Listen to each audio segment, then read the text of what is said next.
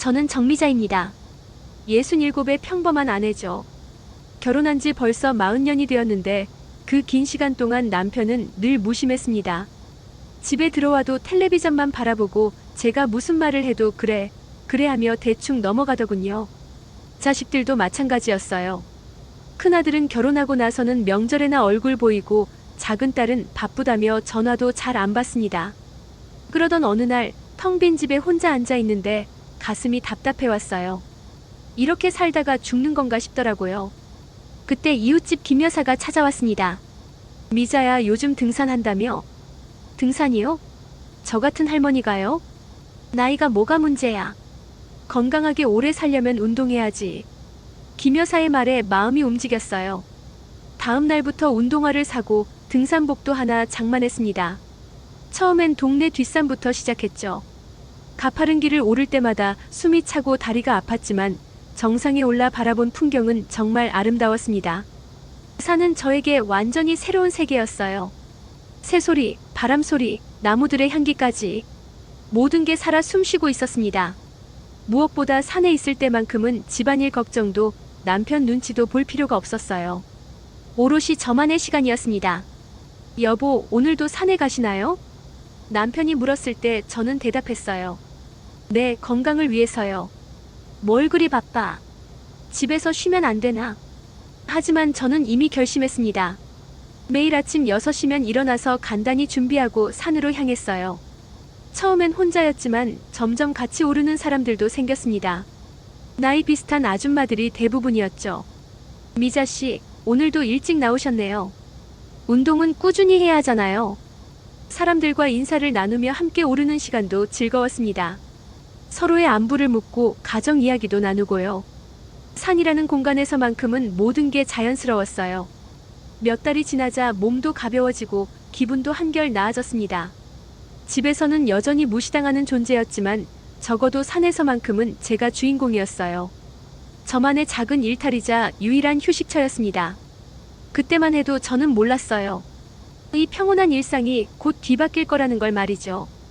등산을 시작한 지 반년쯤 지났을 때였습니다. 어느 날부터 남편의 삼촌 친척인 박재구 씨가 산길에서 자주 보이기 시작했어요. 처음에는 우연의 일치라고 생각했습니다. 어머, 재구 씨. 여기서 뵙네요. 아, 미자 누나. 운동 나오셨구나. 25살 차이 나는 사촌 동생이었지만 저는 늘 예의를 지켜 인사했어요. 그런데 뭔가 이상했습니다. 박재구는 제가 인사할 때마다 입꼬리를 살짝 올리며 의미심장한 미소를 지었거든요. 처음에는 단순한 친근함이라고 여겼습니다. 하지만 시간이 지날수록 그의 시선이 불편해졌어요. 제가 운동복을 입고 있을 때면 위아래로 훑어보듯 바라보더군요. 날씨가 좋네요. 제가 말을 걸어도 대답보다는 빤히 쳐다보는 시간이 더 길었습니다. 그 눈빛에는 뭔가 끈적끈적한 게 있었어요. 예순이 넘은 아줌마를 보는 시선이 아니었습니다. 며칠 뒤 저는 평소보다 일찍 산에 올라갔어요. 사람들도 별로 없는 조용한 시간이었죠. 그런데 한적한 산길에서 박재구가 나타났습니다. 누나 혼자 오셨네요. 네, 오늘은 좀 일찍 나왔어요. 조심하세요.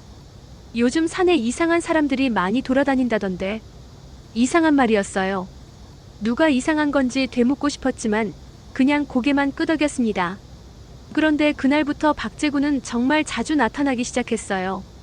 제가 혼자 오를 때면 어김없이 나타났습니다. 마치 제 일정을 미리 알고 있는 것처럼요. 다른 사람들과 함께 있을 때는 멀리서 바라만 보다가 혼자 있을 때면 가까이 다가왔어요. 누나, 등산 정말 열심히 하시네요. 건강을 위해서요. 몸매도 좋아지신 것 같은데요. 이런 말까지 하기 시작했습니다. 67의 할머니에게 몸매가 좋다니. 얼마나 당황스러웠는지 몰라요. 제가 얼굴을 붉히며 돌아서려 하면 박재구는 또 그 기분 나쁜 미소를 지었습니다. 어떤 날은 제가 쉬고 있는 정자에 와서 바로 옆에 앉기도 했어요. 필요 이상으로 가까이 앉아서 말을 걸었습니다.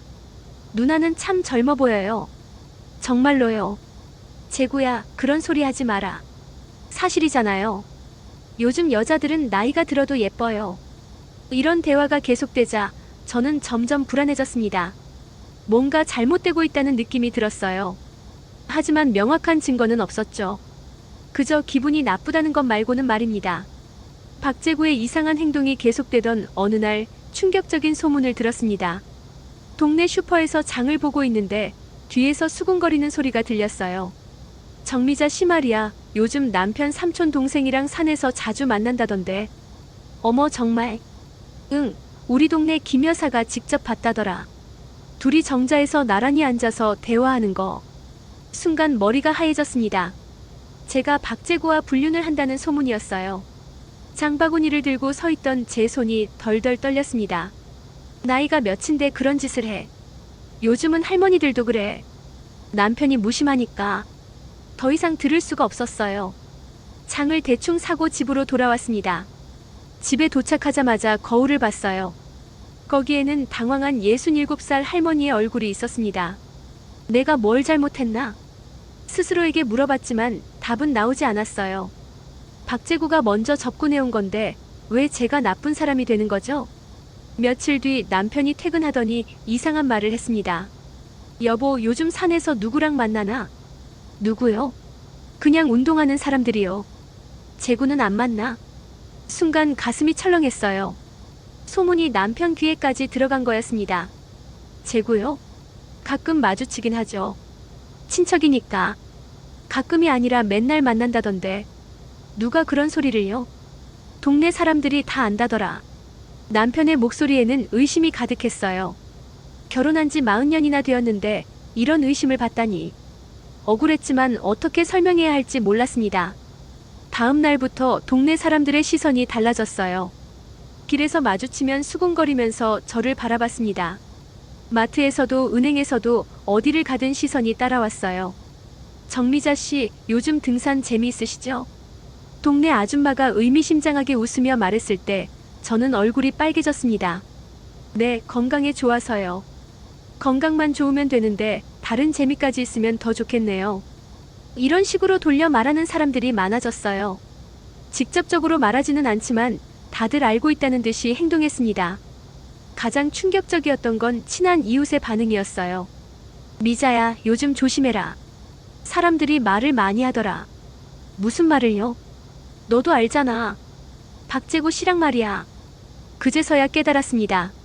동네 전체가 저와 박재구의 불륜을 기정사실로 여기고 있다는 걸 말이에요. 아무것도 하지 않았는데 이미 불륜녀로 낙인 찍힌 상황이었습니다. 소문이 퍼지자 저는 필사적으로 해명하려 했습니다. 가장 먼저 남편에게 진실을 말했어요. 여보, 저는 정말 아무것도 안 했어요. 재구가 혼자 따라다니는 거예요. 그럼 왜 피하지 않았어? 피했죠. 하지만 산이 넓지 않잖아요. 마주치게 되는 거예요. 남편은 제 말을 듣고도 고개를 저었습니다. 나이 들어서 뭘 그리 바쁘냐? 집에서 가만히 있으면 안 되나? 이 말이 제일 가슴 아팠어요. 남편은 제가 왜 등산을 하는지, 얼마나 간절히 바랐던 일인지 전혀 이해하지 못했습니다. 그저 문제가 생겼으니 그만두라는 말뿐이었어요. 당신도 저를 의심하는 거예요? 의심하는 게 아니라 조심하라는 거야.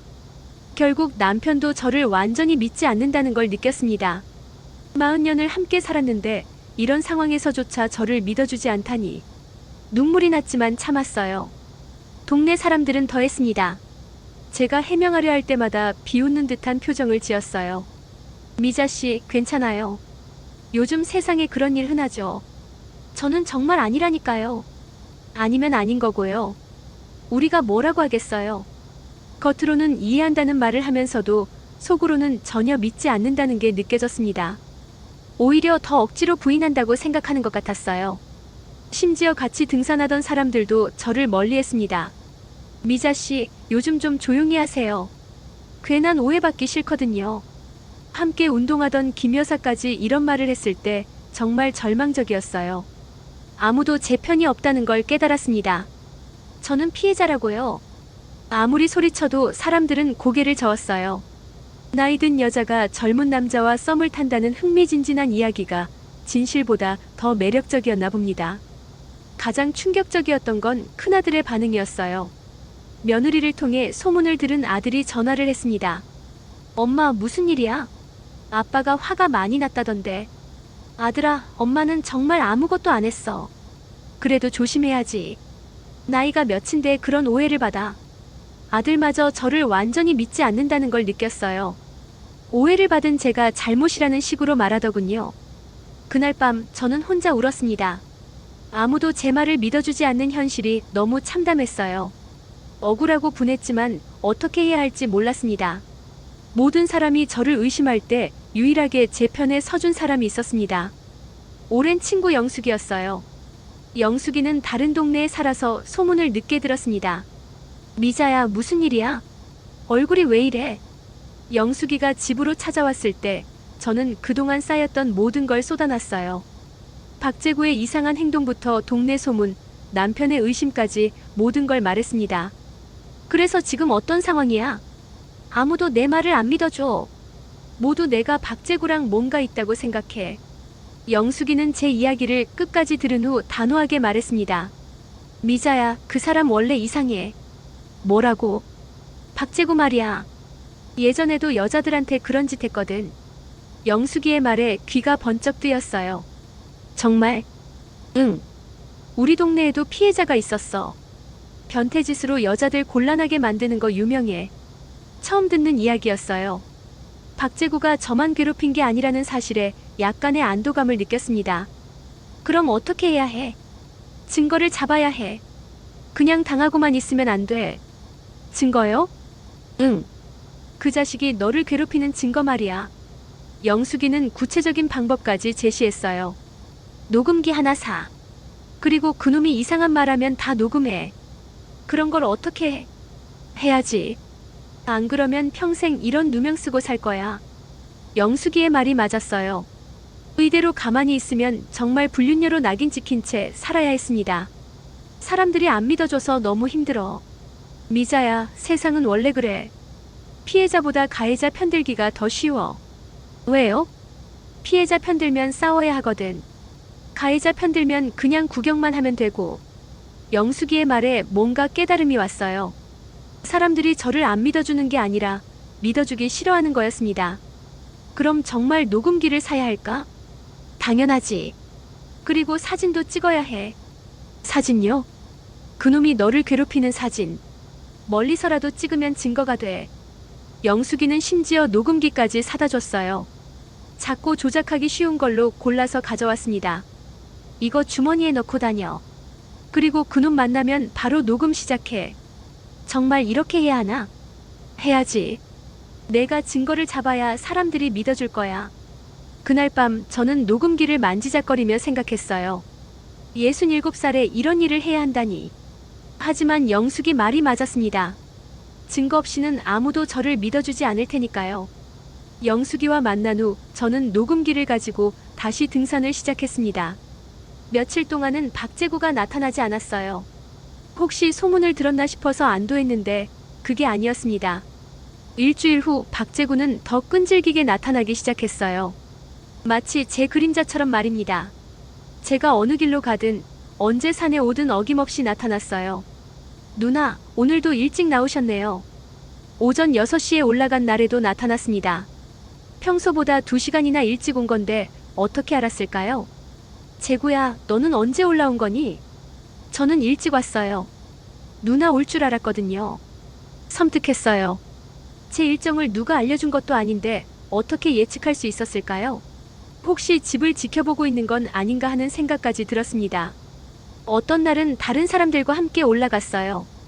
그럴 때는 멀리서 지켜보더니 혼자 남을 때까지 기다렸습니다. 정말 끈질겼어요. 미자씨, 먼저 내려갈게요. 함께 온 사람들이 하나둘 떠나면 박재구는 어디선가 나타났습니다. 누나 혼자 계시네요. 응, 조금 더 있다 내려갈 거야. 저도 함께 있을게요. 싫다고 해도 소용없었어요. 억지로 옆에 앉아서 이상한 말들을 했습니다. 누나는 정말 젊어 보여요. 재구야, 그런 소리 하지 마라. 사실이잖아요. 요즘 소문도 많이 나더라. 이때부터 녹음기를 켰어요. 주머니 속에서 조심스럽게 녹음 버튼을 눌렀습니다. 무슨 소문?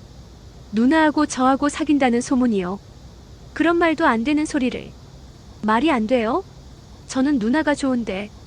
충격적인 말이었어요. 대놓고 좋다고 말하다니. 67살 할머니에게 말입니다. 재구야, 정신 차려라.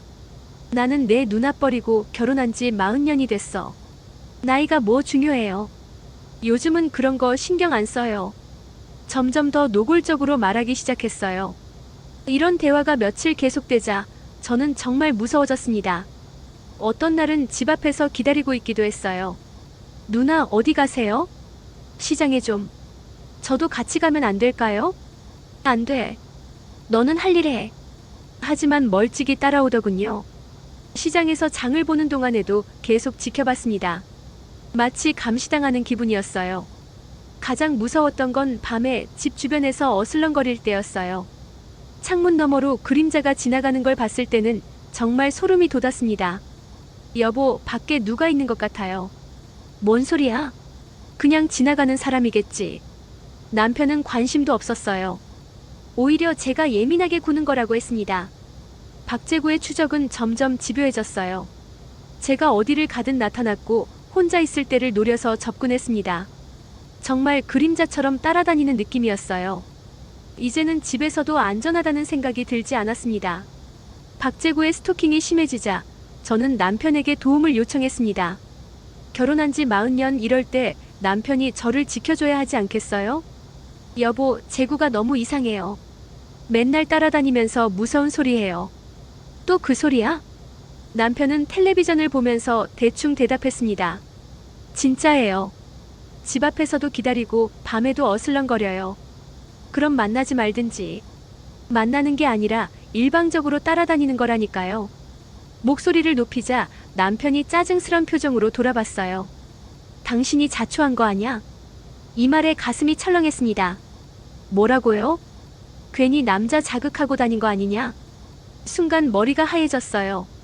남편이 저를 가해자로 보고 있다는 걸 깨달았습니다. 제가 언제 자극했어요? 산에 맨날 나가서 치장하고 다니잖아.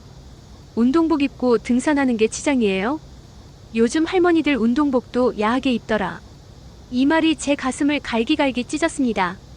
40년을 함께 산 남편이 저를 이렇게 보고 있다니. 저는 단지 건강을 위해 운동을 하고 싶었을 뿐이었는데요. 여보, 저는 정말 아무것도 안 했어요. 아무것도 안 했으면 왜 이런 일이 생겨?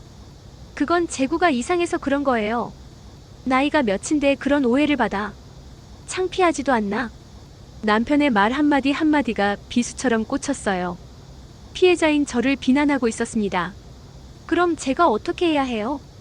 집에서 얌전히 있어. 괜한 바람 피우지 말고. 바람을 피웠다고 했어요. 아무것도 하지 않았는데 바람쟁이 취급을 받는 기분이었습니다. 저는 피해자라고요. 피해자면 경찰서에 신고하든지. 신고요? 그래, 정말 피해를 당했으면 신고해봐. 하지만 남편의 말투에는 비아냥이 섞여 있었어요. 정말 신고하라는 게 아니라 어차피 신고할 것도 없을 거라는 뜻이었습니다. 그날 밤 저는 혼자 울었어요. 가장 가까운 사람이 저를 믿어주지 않는다는 게 너무 슬펐습니다. 40년 동안 성실하게 살아왔는데 한순간에 모든 게 무너지는 기분이었어요. 며칠 후 남편은 더 심한 말을 했습니다. 당신 때문에 집안이 시끄러워. 친척들도 뭐라고 하는지 알아? 뭐라고 해요? 늙은 할머니가 철없이 논다고. 저는 놀지 않았어요. 그럼 뭐야? 동네방네 소문이 다 났는데. 남편은 저보다 세상 사람들의 시선을 더 중요하게 여겼어요. 저의 억울함이나 고통은 전혀 관심 없었습니다. 여보, 제발 한 번만 믿어주세요. 믿는다고 소문이 없어지나? 이미 엎질러진 물이야. 결국 남편도 저를 완전히 포기한 상태였어요. 더 이상 제 편에 서줄 생각이 없다는 걸 느꼈습니다. 그때부터 저는 정말 혼자라는 걸 깨달았어요. 남편마저 저를 믿어주지 않자 박재구는 더욱 대담해졌습니다. 이제는 다른 사람들이 있어도 신경 쓰지 않고 접근했어요. 어느 날 산에서 쉬고 있는데 박재구가 다가왔습니다. 누나, 요즘 왜 그렇게 피해요? 피하는 게 아니라 바빠서요. 저 때문에 고민이 많으시죠? 이상한 말이었어요. 마치 제가 박재구 때문에 설레고 있다는 식으로 말하더군요. 무슨 소리예요? 동네 사람들이 우리 얘기를 하잖아요. 그러니까 조심해야죠. 조심할 게 뭐 있어요? 사실로 만들면 되는데. 순간 소름이 돋았어요. 사실로 만들다니 무슨 뜻인지 알 것 같았습니다. 재구야, 그런 소리 하지 마. 왜요? 누나도 외롭잖아요. 외롭지 않아요. 거짓말. 형부는 누나한테 관심도 없잖아요. 어떻게 우리 집 사정을 알고 있는 거죠? 무서웠지만 태어난 척 했어요. 그건 상관없는 일이야. 상관없지 않아요. 저는 누나가 행복했으면 좋겠어요. 점점 더 노골적으로 말하기 시작했습니다. 그리고 며칠 후 정말 무서운 일이 벌어졌어요. 혼자 산에 올라가고 있는데 박재구가 갑자기 제 앞을 막아섰습니다. 누나 잠깐만요. 왜? 얘기 좀 해요. 할 얘기 없어요. 지나가려는데 박재구가 제 손목을 붙잡았어요. 누나, 놓아요. 하지만 놓아주지 않았습니다. 오히려 더 세게 잡더군요. 아프잖아요. 아줌마 왜 그렇게 도도해요? 갑자기 말투까지 바뀌었어요. 존댓말을 쓰다가 반말로 바뀐 거였습니다. 놓으라고 했잖아요. 나한테 한 번만 기회 줘요. 뭔 소리예요? 저도 남자예요. 누나 같은 여자 좋아할 수 있잖아요. 정말 충격적이었어요. 67살 할머니한테 고백을 하는 거였습니다. 재구야, 정신 차려. 나는 내 형수야. 형수면 어때요? 요즘 세상에 그런 거 중요해요? 손목을 잡은 손에 힘이 더 들어갔어요. 정말 아팠습니다. 놓지 않으면 소리 질러요. 소리 질러봐요. 여기 누가 있나? 주변을 둘러보니 정말 아무도 없었어요. 한적한 산길이었습니다. 제발 놓아주세요. 누나가 좋다고 한 번만 말해줘요. 못해요. 왜요? 나이 차이가 문제예요? 나이 차이가 문제가 아니라 당신이 문제예요. 그때 다행히 다른 등산객이 지나가는 소리가 들렸어요. 박재구는 급히 제 손을 놓았습니다. 다음에 또 봐요, 누나. 그리고는 다른 길로 사라졌어요. 저는 손목을 비비며 몸서리쳤습니다. 정말 무서운 경험이었어요. 이제는 단순한 관심이 아니라 위협이 시작된 거였습니다. 박재구의 위협이 시작된 후 저는 정말 막막했습니다. 집에서도 안전하지 않고 산에서도 안전하지 않았어요. 가장 좋아했던 등산마저 포기해야 하는 상황이 되었습니다. 며칠 동안 집에만 있었더니 답답해서 미칠 것 같았어요. 그래도 나가기가 무서웠습니다. 언제 어디서 박재구가 나타날지 몰랐거든요. 동네 소문은 더욱 커졌어요. 제가 며칠 동안 모습을 보이지 않자 사람들이 더 수군거렸습니다. 정미자 씨 요즘 안 보이네. 박재구 씨랑 어디 갔나? 둘이 눈 맞아서 도망간 거 아니야? 이런 말까지 나돌았어요. 제가 박재구와 눈이 맞아서 집을 나갔다는 소문까지 생긴 거였습니다. 남편은 더욱 차갑게 대했어요. 동네에서 당신 욕 엄청 한다. 무슨 욕이요? 늙은 할머니가 바람핀다고. 저는 바람피지 않았어요. 그럼 뭔데? 사람들이 그냥 지어내는 줄 알아. 결국 남편도 저를 믿지 않는다는 걸 다시 한번 확인했어요. 세상에서 가장 가까운 사람이 저를 의심하고 있었습니다. 큰아들도 전화를 했어요. 엄마, 도대체 무슨 일이야? 아빠가 화를 엄청 내던데. 아들아, 엄마는 정말 억울해. 그래도 조심했어야지.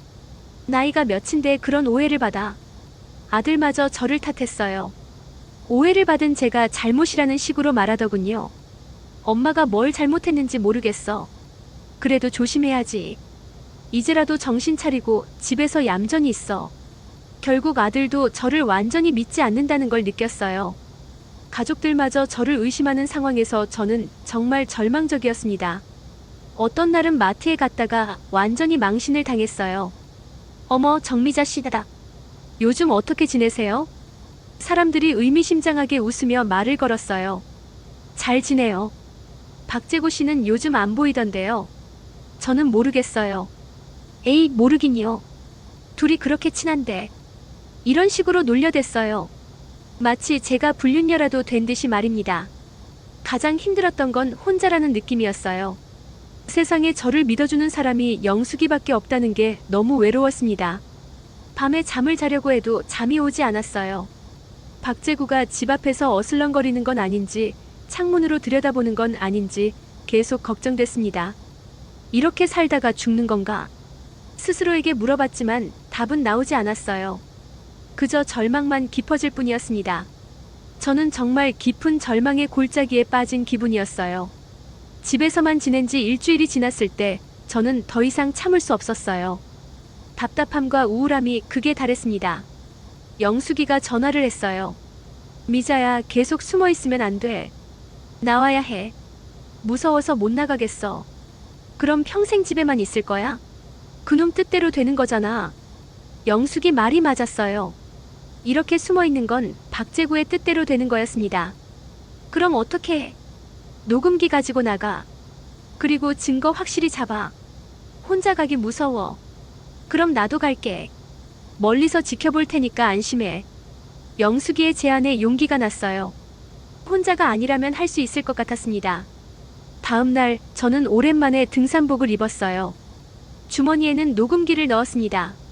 영숙이는 먼저 산에 올라가서 숨어 있기로 했어요. 산에 도착하자마자 불안했어요. 혹시 박재구가 기다리고 있는 건 아닌지 걱정됐습니다. 하지만 영숙이가 어딘가에 있다는 생각에 조금은 안심했어요. 천천히 산길을 오르는데 역시나 박재구가 나타났습니다. 누나, 오랜만이에요. 심장이 쿵쾅거렸지만 태어난 척했어요. 응, 오랜만이네. 요즘 왜 안 나왔어요? 저 때문이에요? 바빠서요. 박재구는 제 옆에 바짝 붙어서 걸었어요. 불쾌했지만 참았습니다. 누나, 저희 얘기 좀 해요. 무슨 얘기? 누나도 알잖아요. 우리 사이 말이에요. 녹음기를 켰어요. 주머니 속에서 조심스럽게 버튼을 눌렀습니다. 우리 사이가 뭐가 있어요? 누나가 저를 좋아한다는 거요. 누가 그런 소리 했어요? 느껴지는걸요. 누나 눈빛이 달라졌어요. 말도 안 되는 소리였어요. 하지만 계속 들어봤습니다. 재구야, 그런 착각하지 마. 착각이 아니에요. 누나도 저처럼 외로우잖아요. 외롭지 않아요. 그때 박재구가 갑자기 제 팔을 잡았어요. 누나, 오늘은 못 도망가요. 뭐라고요? 내가 다 준비했어요.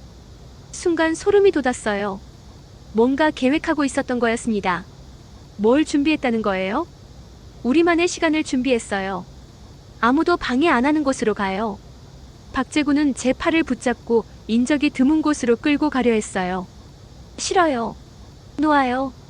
조용히 해요. 누나를 위한 거예요. 정말 무서웠어요. 이제는 단순한 위협이 아니라 실제 위험 상황이었습니다. 제 심장은 멎을 듯 뛰었고 온몸에 소름이 돋았어요. 도와주세요.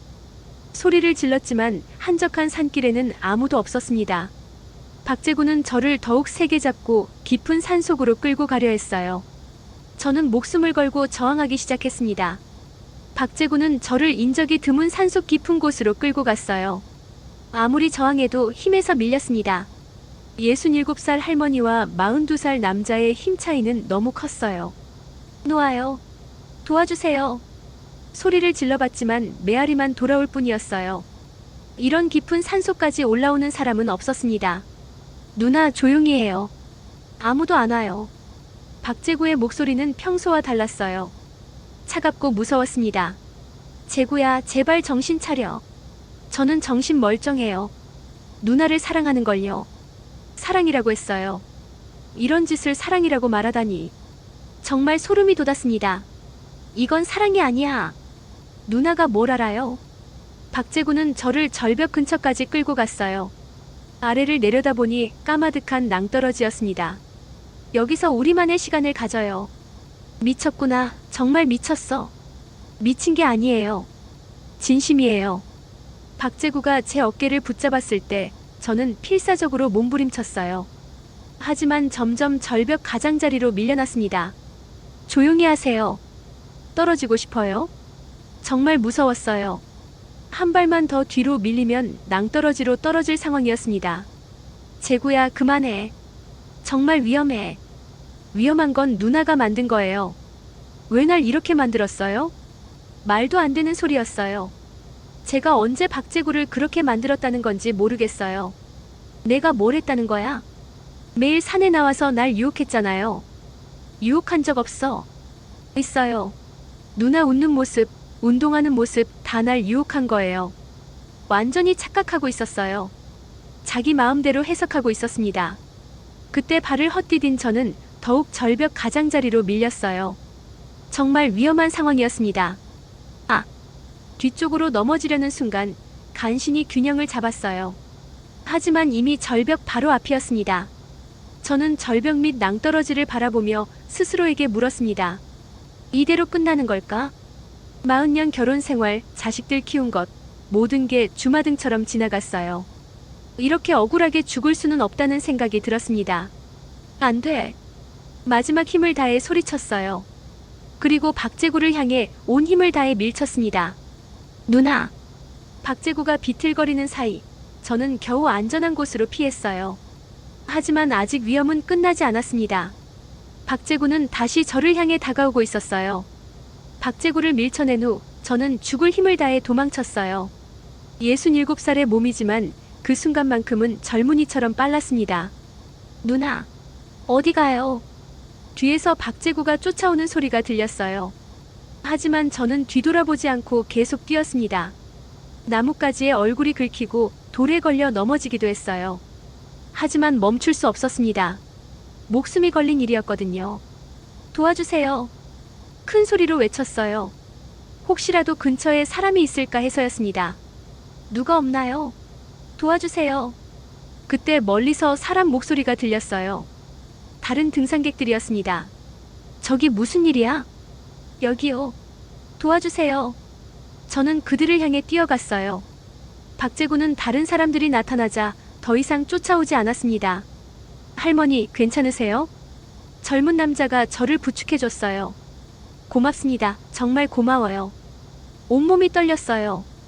방금 전 일이 꿈만 같았습니다. 무슨 일이 있었어요? 아무것도 아니에요. 길을 잃었었어요. 진실을 말할 수는 없었어요. 복잡한 상황을 설명하기 어려웠습니다. 사람들의 도움으로 겨우 하산했어요. 집에 도착했을 때는 완전히 녹초가 되어 있었습니다. 거울을 보니 얼굴은 상처투성이었어요. 나뭇가지에 긁힌 자국들이 여러 개 있었습니다. 옷도 찢어지고 더러워져 있었어요.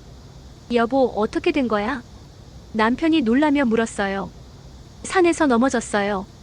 이렇게까지? 길이 험했어요. 더 이상 설명하기 싫었어요. 어차피 믿어주지도 않을 텐데 무슨 소용이 있겠어요? 그날 밤 저는 잠을 이룰 수 없었어요. 박재구의 무서운 얼굴이 계속 떠올랐습니다. 절벽에서의 공포감도 생생했어요. 정말 죽을 뻔했어. 혼자 중얼거리며 떨었어요. 하지만 동시에 안도감도 들었습니다. 살아났다는 것만으로도 기적 같았어요. 온몸은 상처투성이었지만 살아있다는 것이 너무 감사했습니다. 그리고 다짐했어요. 이제는 더 이상 당하고만 있지 않겠다고 말이에요. 다음날 영숙이가 찾아왔어요. 미자야, 어제 무슨 일이야? 갑자기 안 보이더라. 큰일 날 뻔했어. 어제 일을 영숙이에게 모두 말했어요. 영숙이는 깜짝 놀랐습니다. 그 자식이 정말 그런 짓을 했어? 응, 정말 무서웠어. 녹음은 했어? 응, 다 녹음했어. 영숙이는 제 녹음기를 확인해 봤어요. 이거면 충분해. 이제 신고할 수 있어. 드디어 증거를 잡은 거였어요. 하지만 아직 끝난 게 아니었습니다. 진짜 싸움은 이제부터 시작이었어요. 영숙이는 제 녹음기를 들어본 후 더 많은 증거가 필요하다고 했어요. 미자야, 이것만으로는 부족해. 더 확실한 증거가 있어야 해. 너요? 응. 그놈이 다른 여자들도 괴롭혔다는 증거 말이야. 영숙이는 며칠 후 정말 놀라운 소식을 가지고 왔어요.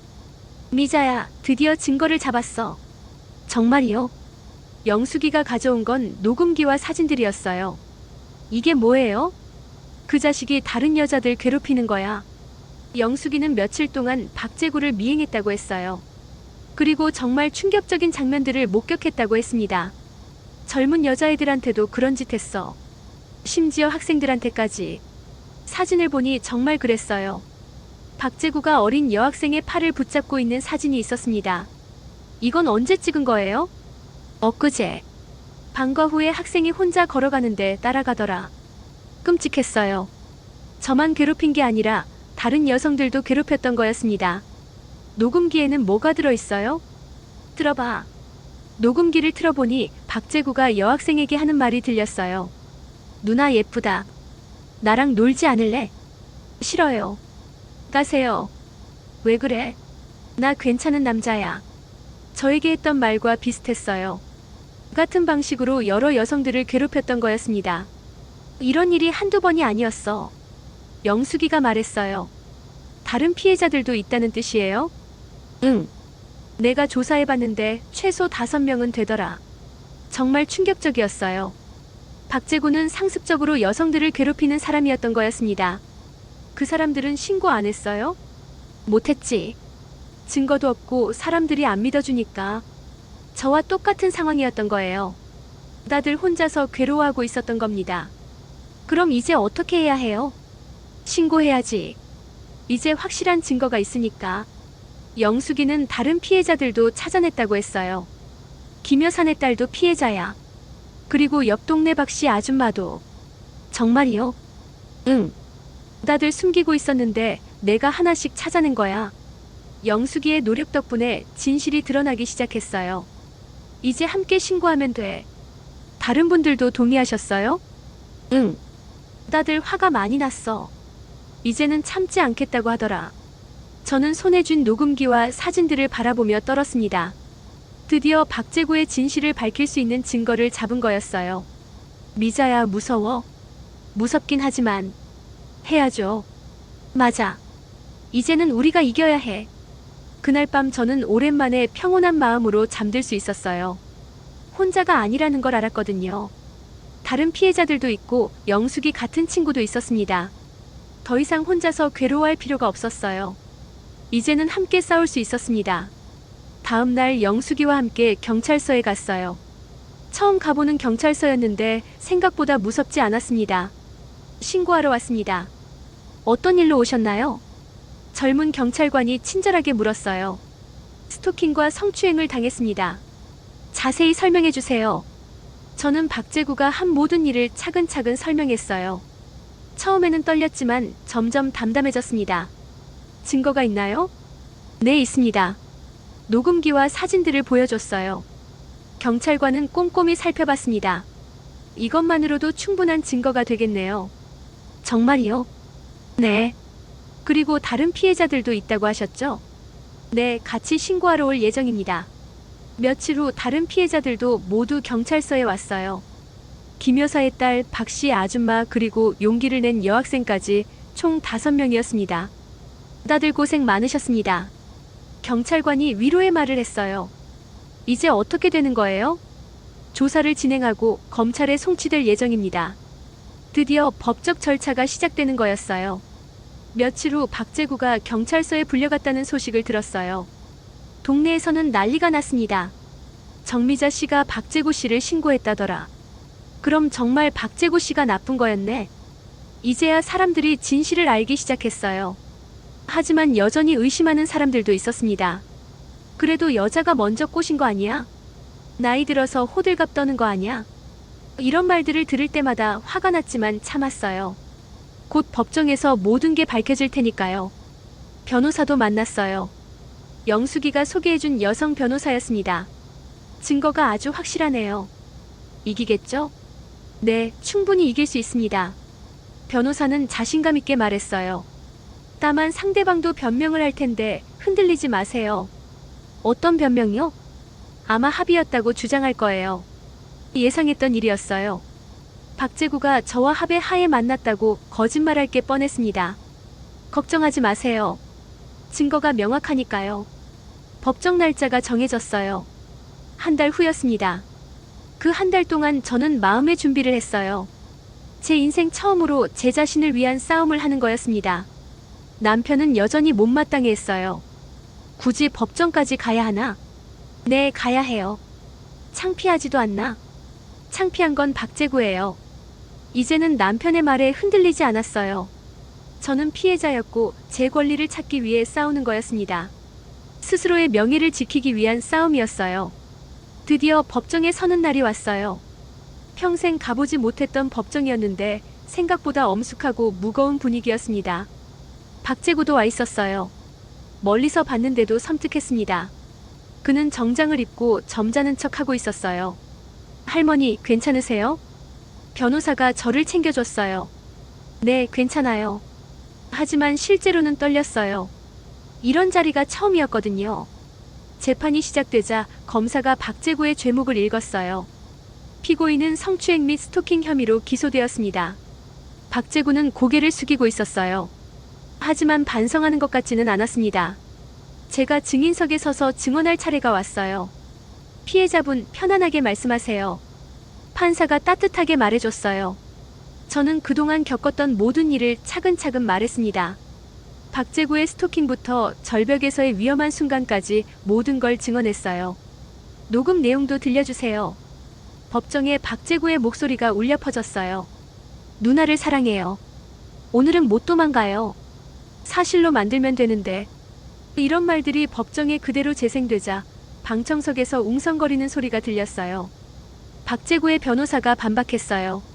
제 의뢰인은 그저 호감을 표현한 것뿐입니다. 호감 표현이요? 네. 피해자가 과민 반응을 보인 겁니다. 정말 어이없었어요. 스토킹과 성추행을 호감 표현이라고 말하다니. 그때 박재구가 직접 발언했어요. 저 여자가 먼저 꼬셨습니다. 법정이 술렁였어요. 박재구는 계속해서 저를 비난했습니다. 매일 산에 나와서 저를 유혹했어요. 예쁘게 화장하고 몸매 드러나는 옷 입고. 거짓말이었어요. 저는 화장도 안 하고 운동복만 입었는데 말입니다. 피고인 조용히 하세요. 판사가 제지했지만 박재구는 계속 소리쳤어요. 나이 들어서 젊은 남자 꼬시고 싶었던 거 아니에요? 정말 모욕적이었어요. 하지만 저는 침착함을 잃지 않았습니다. 다른 피해자들도 차례로 증언했어요. 모두 비슷한 피해를 당했다고 말했습니다. 증거 자료들도 모두 제출되었어요. 녹음기, 사진, 목격자 진술까지 모든 증거가 법정에 나왔습니다. 마지막에 판사가 말했어요. 증거를 종합해본 결과 피고인의 유죄가 명확합니다. 판사의 망치 소리가 법정에 울렸어요. 그 순간 제 심장이 해방되는 느낌이었습니다. 피고인 박재구에게 징역 2년을 선고합니다. 드디어 정의가 실현된 거였어요. 저는 눈물이 나려는 걸 참았습니다. 판결이 나온 후 저는 방청석의 사람들을 똑바로 바라봤어요. 그동안 저를 의심하고 비난했던 사람들이 앉아 있었습니다. 저는 일어나서 분명하게 말했어요. 저는 불륜녀가 아닙니다. 법정이 조용해졌어요. 모든 사람이 저를 바라봤습니다. 저는 변태를 변태라고 부른 죄밖에 없습니다. 이 말을 할 때 가슴이 뻥 뚫리는 기분이었어요. 그동안 참았던 모든 억울함을 쏟아낸 거였습니다. 박재구는 상습 성추행범입니다. 저뿐만 아니라 다른 여성들도 괴롭혔어요. 방청석 사람들의 표정이 변하기 시작했어요. 이제야 진실을 깨닫는 것 같았습니다. 그동안 저를 의심하고 비난한 분들에게 말씀드립니다. 목소리에 힘을 넣어 말했어요. 피해자를 의심하기 전에 가해자를 의심하세요. 순간 사람들의 시선이 박재구에게 향했어요. 박재구의 얼굴은 붉게 일그러져 있었습니다. 저는 아무것도 잘못한 게 없어요. 단지 건강을 위해 등산을 했을 뿐이에요. 사람들이 고개를 끄덕였어요. 이제야 제 말을 믿는 것 같았습니다. 법정을 나올 때 동네 사람들이 저에게 다가왔어요. 미자 씨, 죄송해요. 저희가 오해했네요. 정말 고생 많으셨어요. 사과하는 사람들을 보며 복잡한 심정이었어요. 기쁘기도 하고 씁쓸하기도 했습니다. 가장 먼저 사과한 건 김 여사였어요. 미자야, 정말 미안해. 내가 너를 오해했어. 괜찮아요. 이제 진실이 밝혀졌으니까. 앞으로는 이런 일 없을 거야. 하지만 저는 알고 있었어요. 또 다른 피해자가 나타나면 사람들은 또 의심할 거라는 걸 말입니다. 집으로 돌아가는 길에 남편이 말했어요. 당신이 옳았네. 이제야 믿어주시는군요. 미안해. 처음부터 믿어줬어야 했는데. 남편의 사과를 받았지만 완전히 용서할 수는 없었어요. 가장 힘들 때 제 편에 서주지 않았거든요. 그날 밤 영숙이가 축하하러 왔어요. 미자야, 정말 잘했어. 고마워, 영숙아. 내가 없었으면 포기했을 거야. 뭘 당연한 거지. 영숙이와 함께 작은 축배를 들었어요. 정의가 승리한 날이었습니다. 박재구는 그날 바로 구속되었어요. 동네에서 그 모습을 본 사람들이 수군거렸습니다. 정말 나쁜 놈이었네. 미자 씨가 얼마나 힘들었을까. 이제야 사람들이 제 고통을 이해하기 시작했어요. 하지만 너무 늦었습니다. 이미 저는 혼자서 모든 걸 견뎌냈거든요. 복수는 이루어졌지만 그 과정에서 받은 상처는 쉽게 아물지 않을 것 같았어요. 재판이 끝난 지 한 달이 지났어요. 저는 이제 더 이상 피해자가 아니었습니다. 법정에서 승리한 생존자였어요. 동네 분위기도 완전히 바뀌었어요. 사람들은 저를 보면 존경하는 눈빛으로 바라봤습니다. 미자 씨 정말 대단해요. 용기 있는 분이세요. 이런 말들을 들을 때마다 뿌듯했어요. 하지만 동시에 씁쓸하기도 했습니다. 왜 진실이 밝혀진 후에야 이런 대우를 받는 걸까요? 어느 날 여성 인권단체에서 연락이 왔어요. 강연을 부탁드리고 싶습니다. 강연이요? 네. 성추행 피해자들에게 용기를 주는 강연이요. 처음에는 망설였어요. 과연 제가 그런 일을 할 수 있을까 싶었거든요. 생각해보고 연락드릴게요. 며칠 고민한 후 결정했어요. 저와 같은 피해자들에게 도움이 된다면 해볼 만한 일이었습니다. 첫 번째 강연은 정말 떨렸어요. 20명 정도의 여성들이 모여 있었는데 모두 저와 비슷한 경험을 한 분들이었습니다. 안녕하세요, 정미자입니다. 어색하게 시작했지만 점점 자연스러워졌어요. 저는 67살의 성추행 피해자가 되었습니다. 제 이야기를 들으며 눈물을 흘리는 분들이 있었어요. 같은 고통을 겪었기 때문에 공감하는 거였죠. 가장 힘들었던 건 아무도 믿어주지 않는 거였어요. 맞아요. 누군가 큰 소리로 맞장구 쳤어요. 하지만 포기하지 않았어요. 증거를 모으고 법정에서 싸웠습니다. 어떻게 용기를 내셨어요? 젊은 여성이 물었어요. 처음에는 무서웠어요. 하지만 혼자가 아니라는 걸 알았을 때 힘이 났어요. 강연이 끝난 후 많은 분들이 저에게 감사 인사를 했어요. 선생님 덕분에 용기가 났어요. 저도 신고해 볼게요. 이런 말들을 들을 때 보람을 느꼈어요. 제 경험이 다른 사람에게 도움이 되고 있었습니다. 강연을 하게 되면서 자연스럽게 다시 등산을 시작했어요. 이번에는 혼자가 아니라 함께할 사람들이 있었습니다. 미자 선생님, 오늘도 함께 갈까요? 여성 인권 모임 사람들이 저와 함께 산에 오르기 시작했어요. 산길은 여전히 험했지만 저는 더 이상 두렵지 않았습니다. 예전처럼 박제구를 만날 걱정도 없었고 혼자가 아니라는 안정감도 있었어요. 선생님, 산 정상에서 사진 찍을까요? 좋아요. 정상에서 내려다본 풍경은 여전히 아름다웠어요. 하지만 예전과는 다른 의미로 느껴졌습니다. 이제는 제가 이겨낸 시련의 증거 같았어요. 저는 이제 진짜 제 삶의 주인이에요. 산 정상에서 큰 소리로 외쳤어요. 메아리가 골짜기에 울려 퍼졌습니다. 그 소리는 새로운 시작을 알리는 선언 같았어요. 67살 늦은 나이였지만 저는 진정한 제 인생을 시작하고 있었습니다. 산에서 내려오는 길, 저는 생각했어요. 그동안 참 많은 일이 있었구나. 하지만 모든 걸 이겨냈고 이제는 더 강해졌어요. 앞으로도 힘든 일이 있을 거예요. 하지만 이제는 혼자가 아니라는 걸 알고 있습니다. 그리고 무엇보다 저 자신을 믿게 되었어요. 집으로 돌아가는 길에 영숙이에게 전화를 걸었어요. 영숙아, 고마워. 뭔 소리야? 내가 없었으면 이겨낼 수 없었을 거야. 뭘 내가 용감했던 거지. 하지만 저는 알고 있어요. 진정한 용기는 혼자서 나오는 게 아니라는 걸 말입니다. 함께 해줄 사람이 있을 때 용기가 나는 거예요. 이제 저는 다른 사람들에게 그런 존재가 되고 싶어요. 누군가 힘들 때 함께 해줄 수 있는 사람이 되고 싶습니다. 산길에서 시작된 악몽은 끝났어요. 이제는 새로운 꿈을 꿀 시간입니다. 67살의 새로운 인생이 시작된 거예요.